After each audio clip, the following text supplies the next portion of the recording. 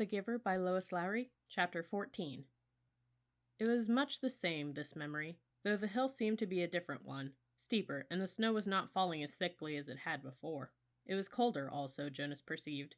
He could see, as he sat waiting at the top of the hill, that the snow beneath the sled was not thick and soft as it had been before, but hard and coated with bluish ice. The sled moved forward, and Jonas grinned with delight, looking forward to the breathtaking slide down through the invigorating air. But the runners this time didn't slice through the frozen expanse as they had on the other snow-cushioned hill. They skittered sideways, and the sled gathered speed. Jonas pulled at the rope, trying to steer, but the steepness and speed took control from his hands, and he was no longer enjoying the feeling of freedom, but instead terrified was at the mercy of the wild acceleration downward over the ice. Sideways spinning, the sled hit a bump in the hill, and Jonas was jarred loose and thrown violently into the air. He fell with his leg twisting under him, and could hear the crack of bone. His face scraped along jagged edges of ice, and when he came at last to a stop, he lay shocked and still, feeling nothing at first but fear. Then the first wave of pain. He gasped. It was as if a hatchet lay lodged in his leg, slicing through each nerve with a hot blade. In his agony, he perceived the word fire, and felt flames licking at the torn bone and flesh. He tried to move and could not. The pain grew. He screamed. There was no answer. Sobbing, he turned his head and vomited into the frozen snow. Blood dripped from his face into the vomit. "No!" he cried, and the sound disappeared into the empty landscape, into the wind. Then suddenly he was in the annex room again, writhing on the bed, his face wet with tears. Able to move now, he rocked his own body back and forth, breathing deeply to release the remembered pain. He sat and looked at his own leg, where it lay straight on the bed, unbroken. The brutal slice of pain was gone, but the leg ached horribly still, and his face felt raw. "May I have relief of pain, please?" he begged. It was always provided in his everyday life for the bruises and wounds, for a mashed finger, a stomach ache, a skinned knee from a fall from a bike. There was always a daub of anesthetic ointment, or a pill, or in severe instances, an injection that brought complete and instantaneous deliverance. But the giver said no and looked away. Limping, Jonas walked home, pushing his bicycle that evening. The sunburn pain had been so small, in comparison, and had not stayed with him, but this ache lingered. It was not unendurable as the pain on the hill had been. Jonas tried to be brave. He remembered that the chief elder had said he was brave. "Is something wrong, Jonas?" his father asked at the evening meal. "You're so quiet tonight. Aren't you feeling well? Would you like some medication?" But Jonas remembered the rules. No medication for anything related to his training, and no discussion of his training. At the time for sharing of feelings, he simply said that he felt tired, and that his school lessons had been unusually demanding that day. He went to his sleeping room early, and from behind the closed door he could hear his parents and sister laughing as they gave Gabriel his evening bath.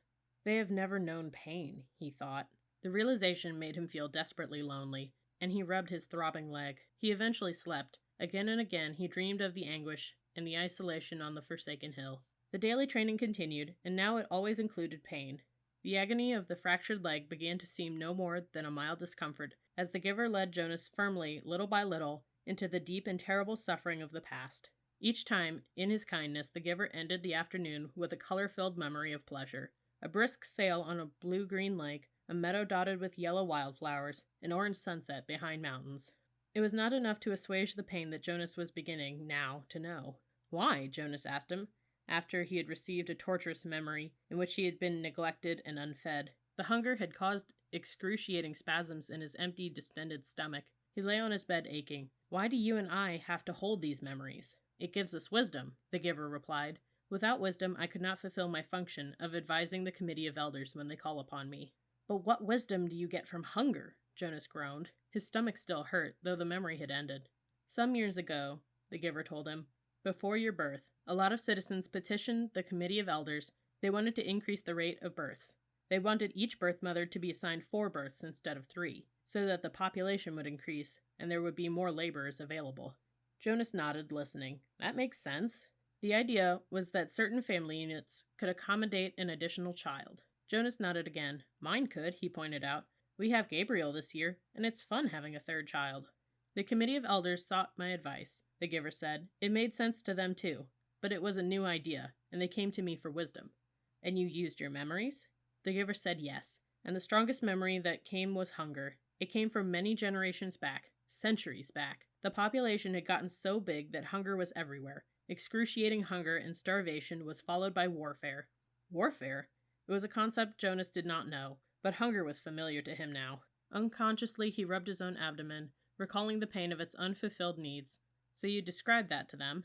They don't want to hear about pain. They just seek the advice. I simply advised them against increasing the population. But you said that was before my birth. They hardly ever come to you for advice. Only when they... What was it you said? When they have a problem they've never faced before? When did it happen last? Do you remember the day that the plane flew over the community? Yes, I was scared. So were they. They prepared to shoot it down. But they sought my advice. I told them to wait. But how did you know? How did you know the pilot was lost? I didn't. I used my wisdom from the memories. I knew that there had been times in the past, terrible times, when people had destroyed others in haste, in fear, and had brought about their own destruction. Jonas realized something. That means, he said slowly, that you have memories of destruction, and you have to give them to me too, because I have to get the wisdom. The giver nodded. But it will hurt, Jonas said. It wasn't a question. It will hurt terribly, the giver agreed. But why can't everyone have the memories? I think it would seem a little easier if the memories were shared. You and I wouldn't have to bear so much by ourselves if everybody took a part. The giver sighed. You're right, he said. But then everyone would be burdened and pained. They don't want that. And that's the real reason the receiver is so vital to them and so honored. They selected me, and you, to lift that burden from themselves. When did they decide that? Jonas asked angrily. It wasn't fair. Let's change it. How do you suggest we do that? I've never been able to think of a way, and I'm supposed to be the one with all the wisdom. But there are two of us now, Jonas said eagerly. Together we can think of something. The giver watched him with a wry smile. Why can't we just apply for a change of rules? Jonas suggested. The giver laughed. Then Jonas, too, chuckled reluctantly. The decision was made long before my time or yours, the giver said, and before the previous receiver, and, he waited, back and back and back. Jonas repeated the familiar phrase. Sometimes it had seemed humorous to him. Sometimes it had seemed meaningful and important. Now it was ominous. It meant, he knew, that nothing could be changed. The new child Gabriel was growing and successfully passed the tests of maturity that the nurturers gave each month.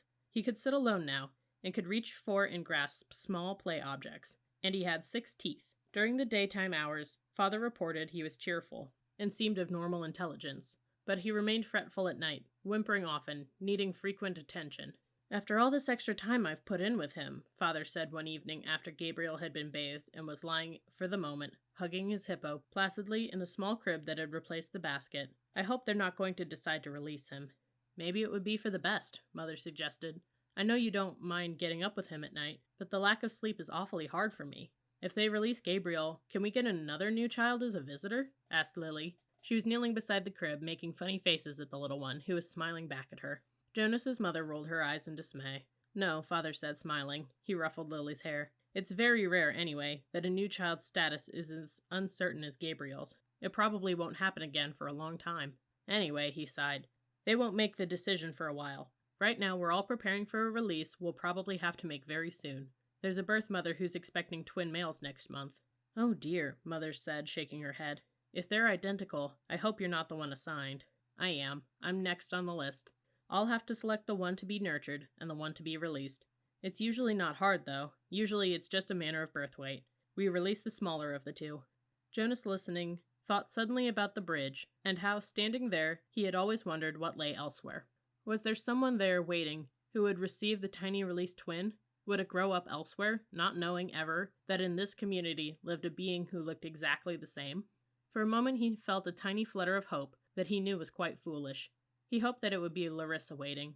Larissa, the old woman he had bathed. He remembered her sparkling eyes, her soft voice, her low chuckle. Fiona had told him recently that Larissa had been released at a wonderful ceremony, but he knew that the old were not given children to raise. Larissa's life elsewhere would be quiet and serene as benefit the old. She would not welcome the responsibility of nurturing a new child who needed feeding and care and would likely cry at night. Mother, Father, he said, the idea coming to him unexpectedly, why don't we put Gabriel's crib in my room tonight? I know how to feed him and comfort him, and it would let you and Father get some sleep.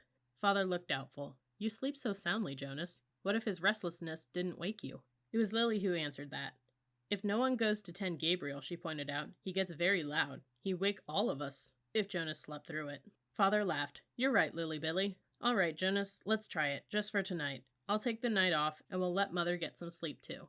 Gabriel slept soundly for the earliest part of the night. Jonas in his bed lay awake for a while. From time to time, he raised himself on one elbow, looking over at the crib. The new child was on his stomach, his arms relaxed beside his head, his eyes closed, and his breathing regular and undisturbed. Finally, Jonas slept too. Then, as the middle hours of the night approached, the noise of Gabe's restlessness woke Jonas. The new child was turning under his cover, flailing his arms, and beginning to whimper. Jonas rose and went to him. Gently, he patted Gabriel's back. Sometimes that was all it took to lull him back to sleep, but the new child still squirmed fretfully under his hand. Still patting rhythmically, Jonas began to remember the wonderful sail that the giver had given him not long before. A bright breezy day on a clear turquoise lake, and above him the white sail of the boat billowing as he moved along in the brisk wind. He was not aware of giving the memory, but suddenly he realized that it was becoming dimmer, that it was sliding through his hand and into the being of the new child. Gabriel became quiet. Startled, Jonas pulled back what was left of the memory with a burst of will. He removed his hand from the little back and stood quietly beside the crib. To himself he called the memory of the sail forward again. It was still there, but the sky was less blue, the gentle motion of the boat slower, the water of the lake more murky and clouded. He kept it for a while, soothing his own nervousness at what had occurred, then let it go and returned to his bed. Once more, toward dawn, the new child woke and cried out. Again Jonas went to him. This time he quite deliberately placed his hand firmly on Gabriel's back and released the rest of the calming day on the lake. Again Gabriel slept. But now Jonas lay awake thinking. He no longer had any more than a wisp of the memory, and he felt a small lack where it had been. He could ask the giver for another sail, he knew. A sail perhaps on ocean next time, for Jonas had a memory of ocean now, and knew what it was. He knew that there were sailboats there too, in memories yet to be acquired. He wondered, though, if he should confess to the giver that he had given a memory away. He was not yet qualified to be a giver himself, nor had Gabriel been selected to be a receiver. That he had this power frightened him. He decided not to tell.